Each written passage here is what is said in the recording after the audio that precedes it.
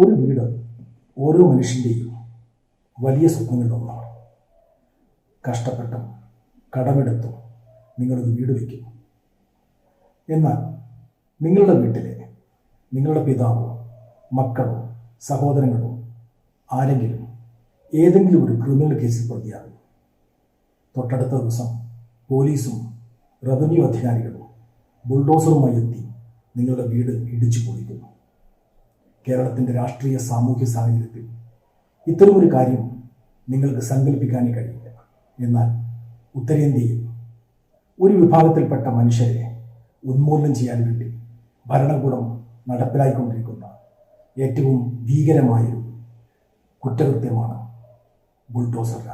ഉത്തരേന്ത്യയിൽ, പ്രത്യേകിച്ചും ഉത്തർപ്രദേശിലും മധ്യപ്രദേശിലും രാജസ്ഥാനിലും പിന്നെ വടക്കുകിഴക്കൻ സംസ്ഥാനമായ അസമിലും ഒരു വിഭാഗത്തിൽപ്പെട്ട ആളുകളെ ക്രിമിനൽ കേസിൽ പ്രതിയായി എന്ന ഒറ്റ കാരണം കൊണ്ട് യാതൊരുവിധ നിയമപരമായ നടപടിയും സ്വീകരിക്കാതെ ഭരണകൂടം അവരുടെ വീടുകൾ ബുൾഡോസർ ഉപയോഗിച്ച് ഇടിച്ചു പൊളിക്കുകയാണ്. അനധികൃത നിർമ്മാണങ്ങൾ, കയ്യേറ്റങ്ങൾ എന്നിവ ഒഴിപ്പിക്കാൻ സർക്കാരുകൾക്ക് നിയമപരമായ നടപടിക്രമങ്ങളുണ്ട്. എന്നാൽ ഇതൊന്നും പാലിക്കാതെയാണ് ക്രിമിനൽ കേസിൽ പ്രതിയായി എന്ന ഒറ്റ കാരണത്താൽ ഉത്തരേന്ത്യയിൽ മുസ്ലിങ്ങളുടെ വീടുകൾ കൂട്ടത്തോടെ ഭരണകൂടം ഇടിച്ചു നിരത്തിയത്.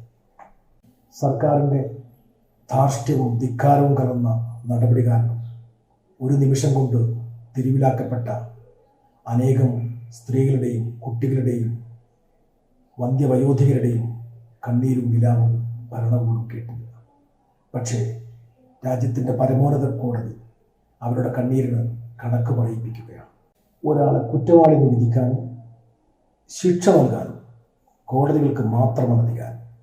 കോടതിയുടെ ആ റോൾ ഭരണകൂടങ്ങൾ എടുക്കരുത് എന്നാണ് സുപ്രീം കോടതി ബുധനാഴ്ചയിലെ വിധിയിലൂടെ വ്യക്തമാക്കിയത്.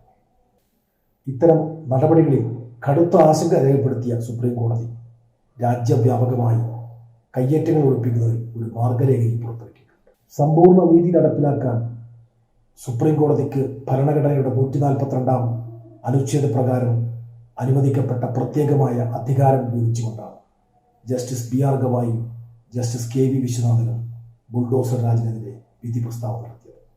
ഭരണകൂടങ്ങൾ ഓർക്കുക, നിയമങ്ങൾക്ക് അതീതരല്ല ആരും.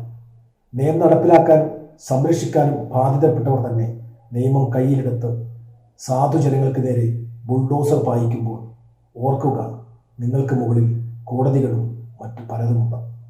ജനാധിപത്യത്തിൻ്റെ ഏറ്റവും സവിശേഷമായ അധികാരം നീതി നടപ്പിലാക്കലാണ്.